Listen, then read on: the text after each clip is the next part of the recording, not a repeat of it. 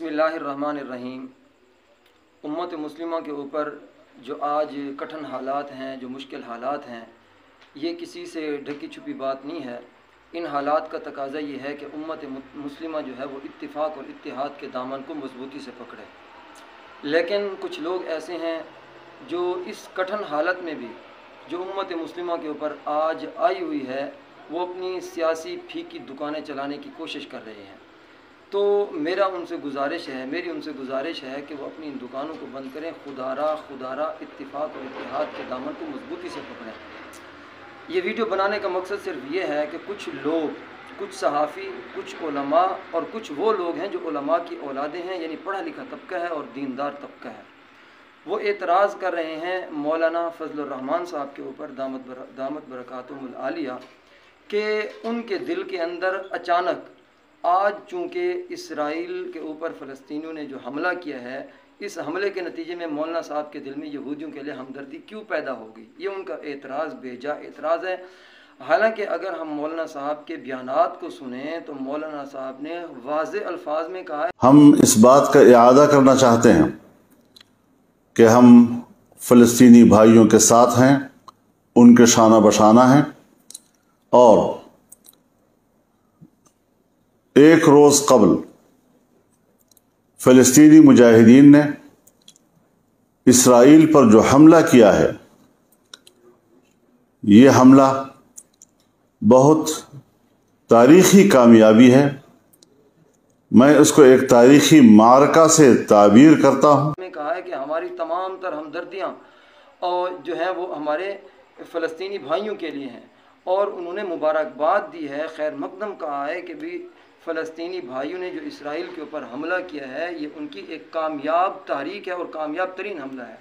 लिहाजा मौलाना साहब ने भी अपनी हमदर्दी और इजहार यकजहती की है कि हमारी यकजहती जो है वो हमारे फ़लस्तीनी भाइयों के लिए है।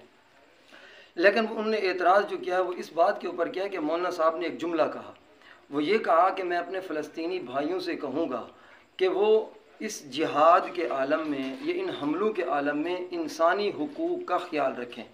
अब देखिए मौलाना साहब का ये जुमला कि मौलाना साहब का ज़ाती नहीं है, बल्कि ये इस्लाम और शरीयत का कानून है कि शरीयत हमें इस बात का हुक्म देती है कि ऐन जंग की हालत में कुछ उसूल शरीयत ने जो हमें दिए हैं उन उसूलों के ऊपर अमल करना ज़रूरी है।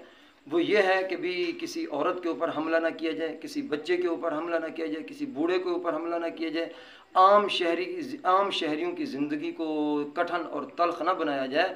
तो जब शरीयत हमें इस बात का हुक्म देती है कि तुम हालत जंग में भी लोगों के हुकूक़ का ख्याल रखो, तो फिर मौलाना साहब ने जब ये कह दिया कि तुम इंसानी हुकूक़ का ख्याल रखो, ये कोई शरीयत के मनाफी नहीं है।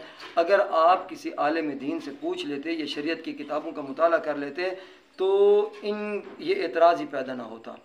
तो मेरा खुदारा उन लोगों से ये दस्तबस्ता गुजारिश है कि आप जो है इन सियासी दुकानों को बंद करें और उम्मत मुस्लिमा के इत्तिफ़ाक़ का और इत्तिहाद का जो ये मोड़ है इसके ऊपर जमा हो जाएं और इत्तिफ़ाक़ और इत्तिहाद के दामन को मजबूती से पकड़ें।